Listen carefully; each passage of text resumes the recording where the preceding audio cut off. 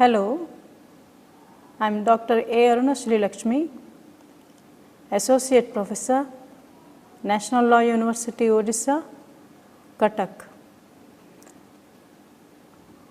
The module I am going to deal with now is titled as The Indian Conception of Law, Rta and Dharma. So, unlike the Western legal thought, the Indian conception of law has its base and roots from the Vedas, where it is termed as Rta. Now, what is the significance of this Rta and Dharma in understanding the concept of law? So, the Indian concept of Rta and Dharma has the basic sources of all laws, and this can be understood at 3 stages. The Indians believe, and there is a strong authenticity, that the law has arisen or has originated from Vedas, and this concept can be visualized and identified at 3 stages. Now, the 3 stages are: 1, the early Vedic period, which is correlated to Rta; the middle Vedic period, which is correlated to Satya; and the post Vedic period, which is correlated to Dharma. Now, what is the interrelationship between this Rta and Dharma, and what is its significance is one aspect which one needs to understand. So, the word Rta is derived from the root Ri, meaning to move. So, it can be understood as that which moves and changes, or the natural order.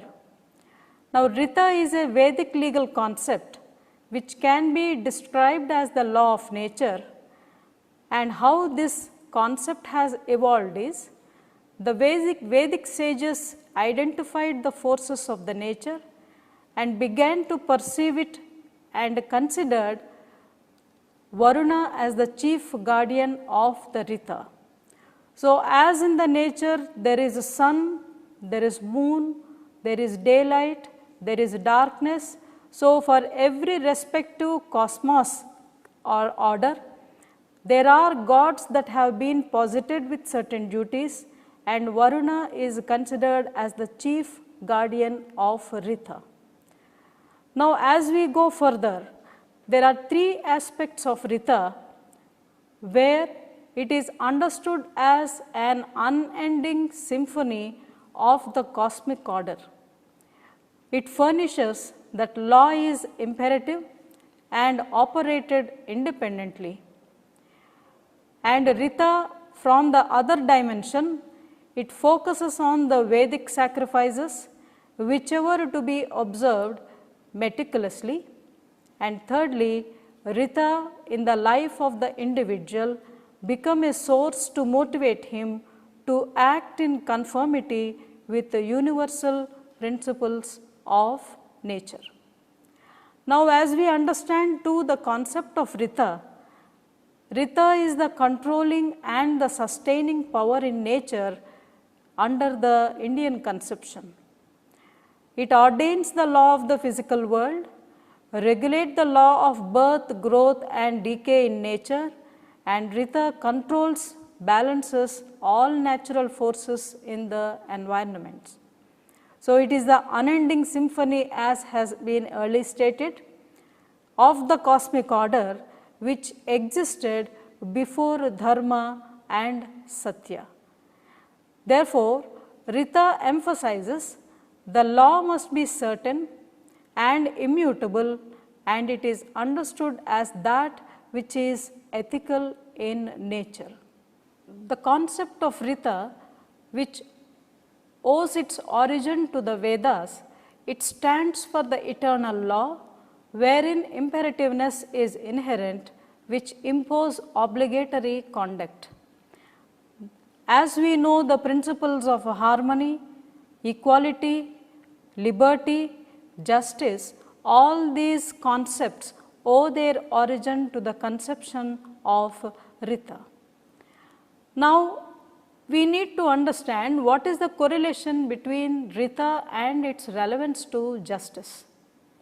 Here we need to focus upon that law aims at the social order, and social order is maintained through the legal order, which is possible only through the evolution order.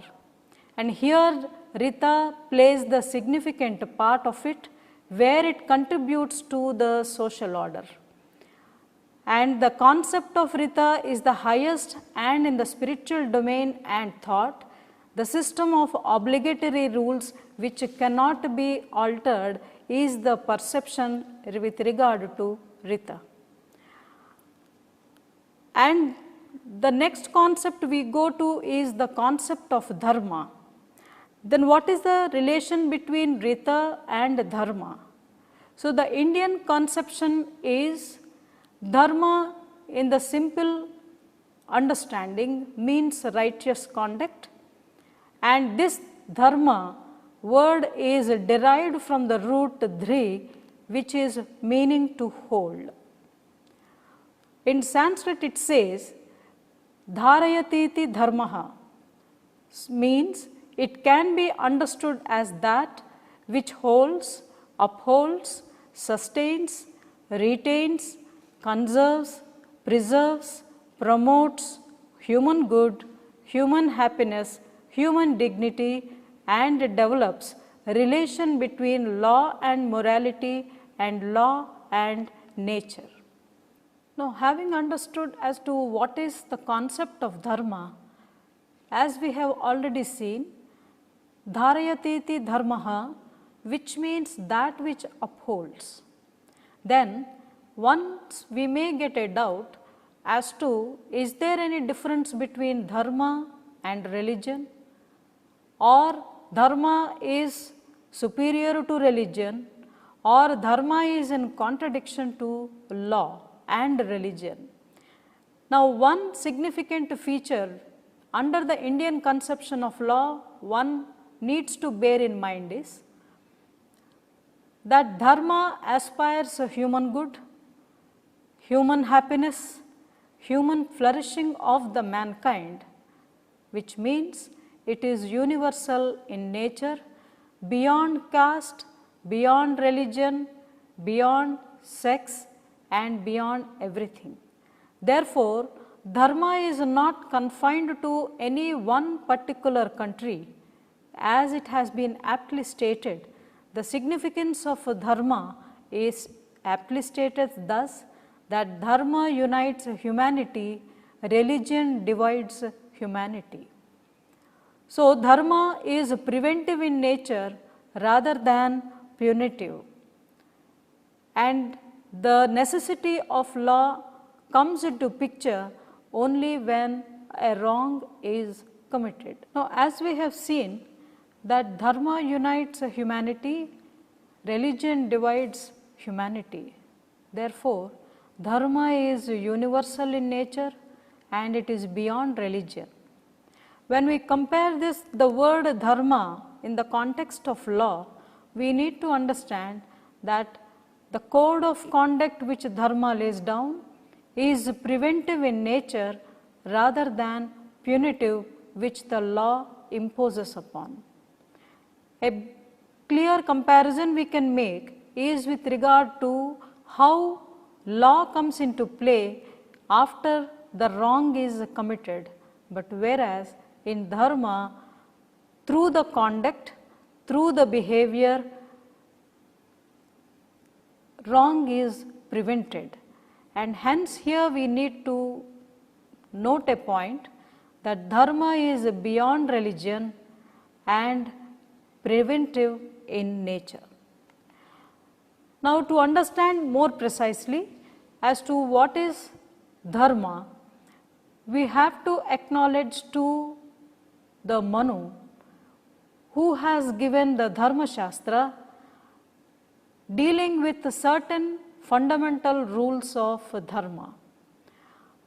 Manu Smriti, which is considered as the code of Manu, after the Vedas, which gains prominence, deals with the different aspects of the individual life of a human being, and at every stage it harmonizes the individual through the behavior, brings social order in the society, and lays down rules to the state.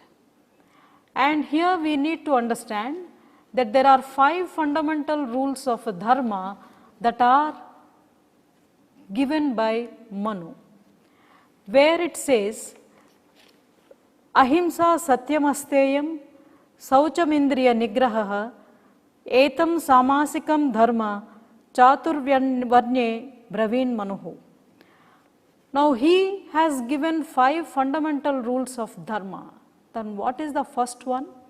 It talks about ahimsa, that is not indulging in violence against anyone.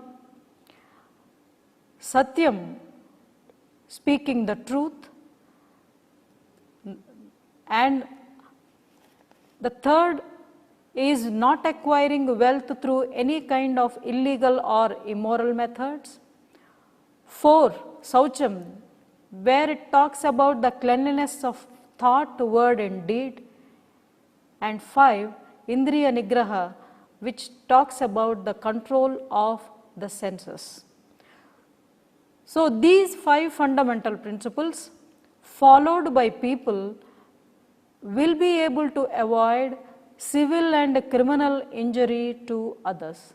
In this context, we also need to go back to the Taittiriya Upanishad, where it extols Satyam Vada Dharmam Chara, that is, speak the truth, conduct yourself according to law. So what is the meaning of Dharma?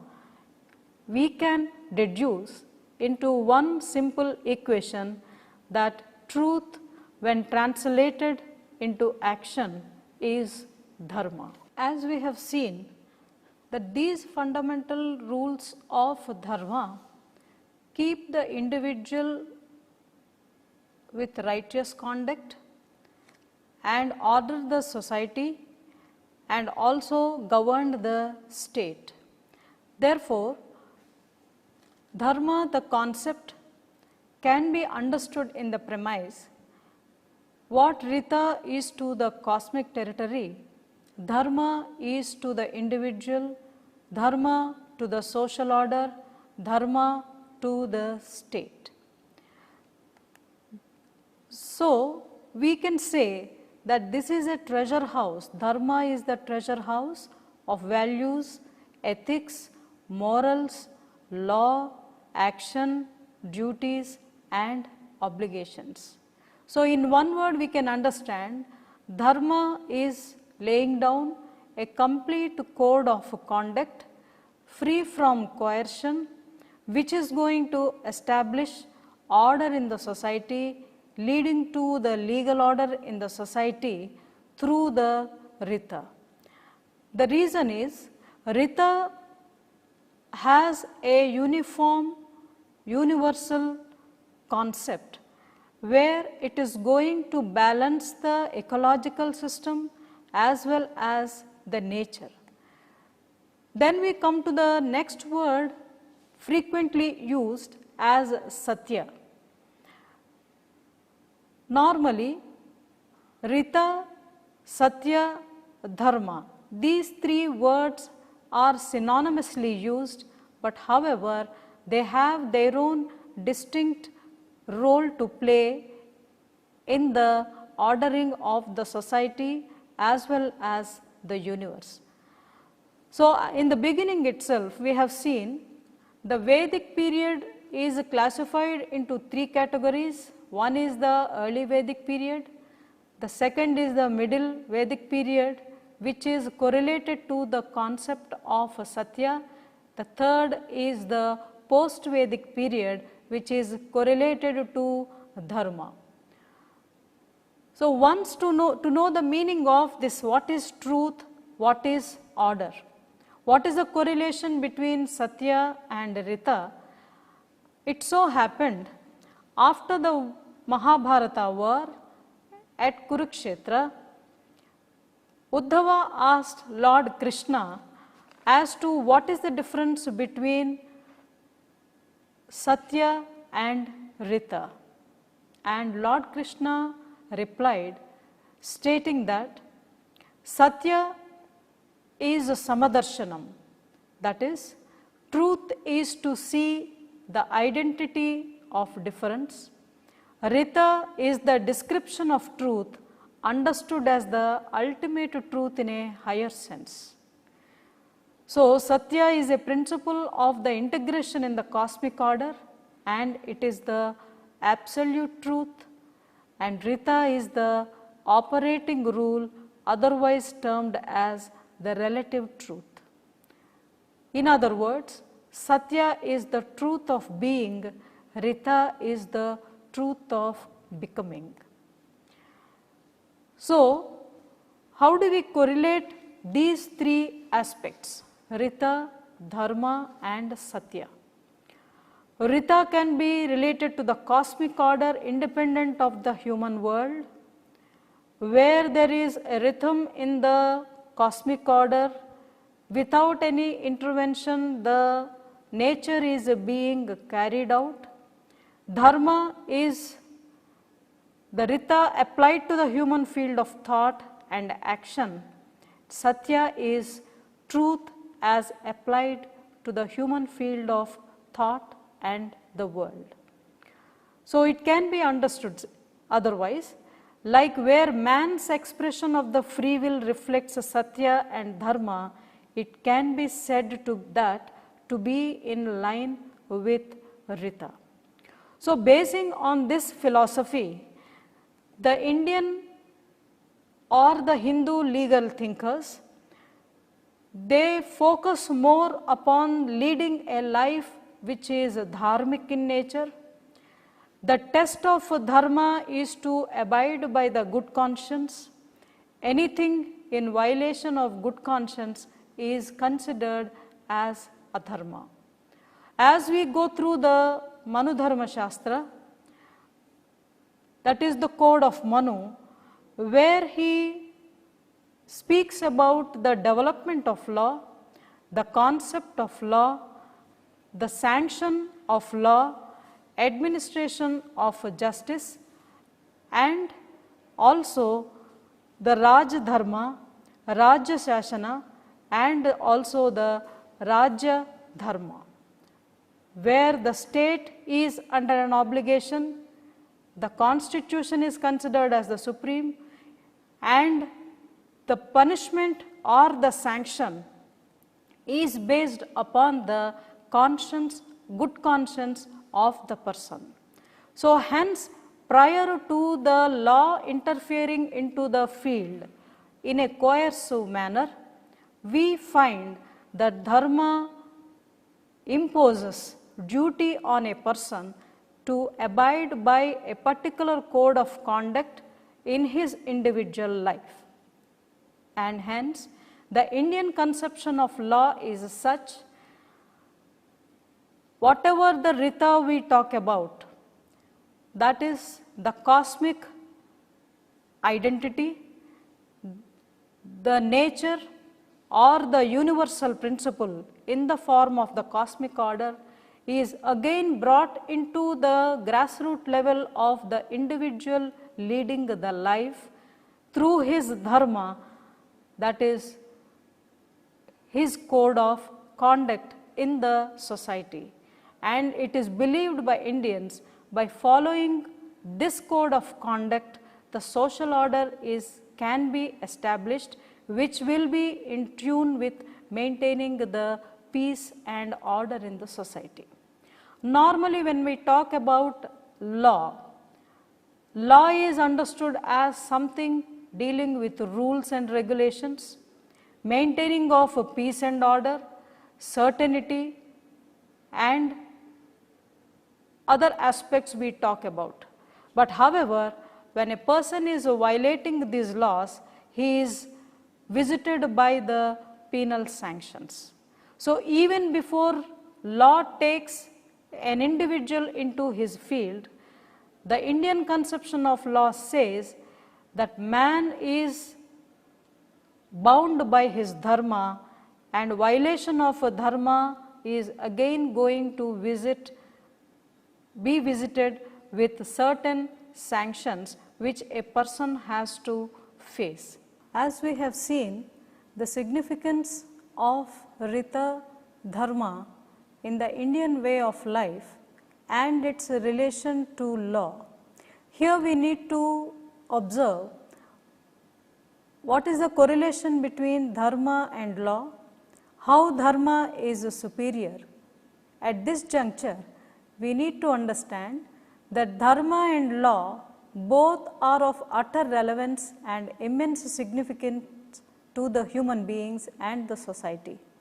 And the common characteristic of both is to enable to distinguish between what is right and what is wrong, and the ultimate aim of law is to establish peace and order in the society. However, the same goal we find rather beyond is what dharma also seeks to achieve. Therefore, as it has been aptly stated by M. Ramjoyce, which is appreciated by Justice R.C.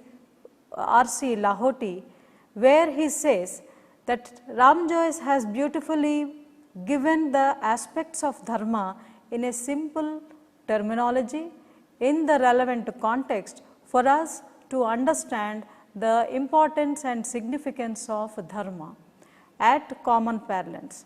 Now, he says, though the word dharma has such a wide meaning as to cover rules concerning all spheres of life like spiritual, moral, personal, also civil, criminal and constitutional law, it gives the precise meaning depending upon the context in which it is used.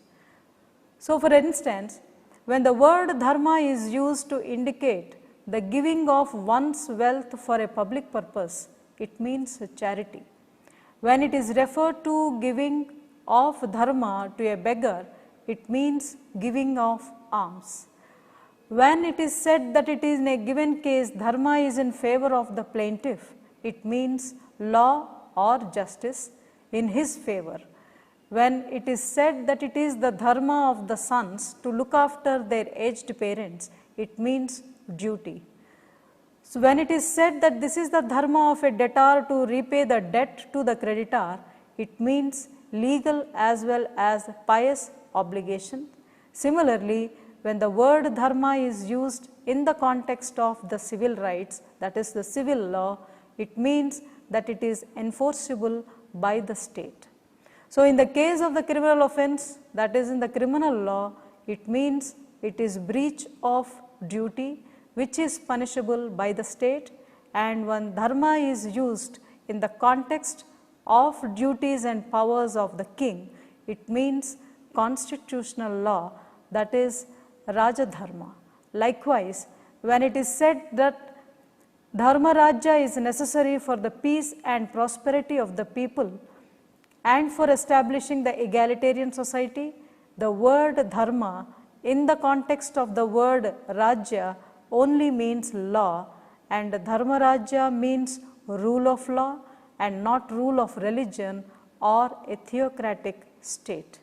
So, dharma in the context of legal and constitutional history, it only means Vyavahara Dharma and Raja Dharma evolved by the society through the ages, which is binding both on the king and the ruler and the people, that is the ruled.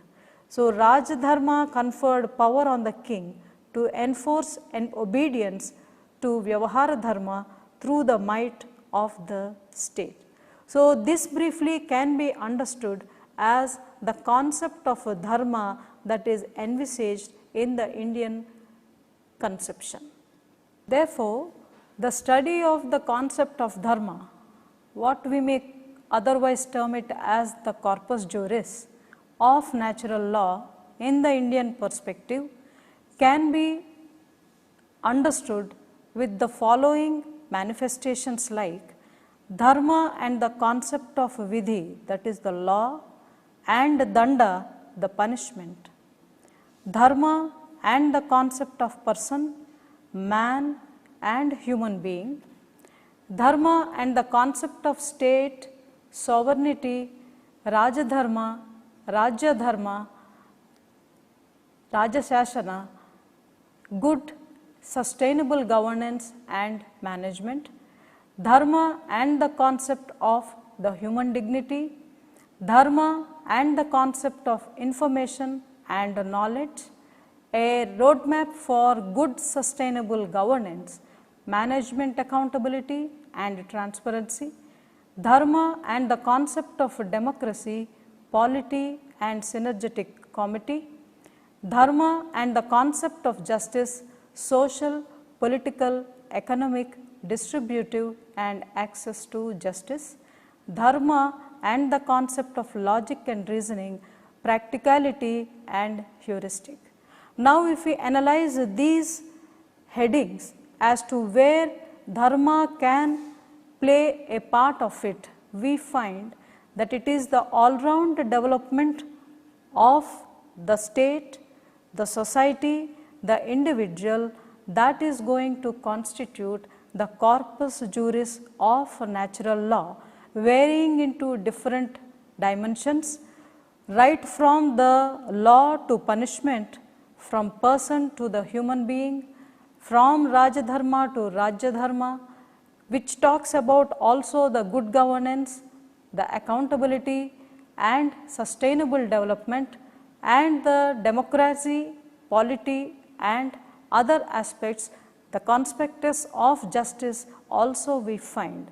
As we analyze it, the concept of Rta talks about the distributive justice, where it distributes justice equally to everyone.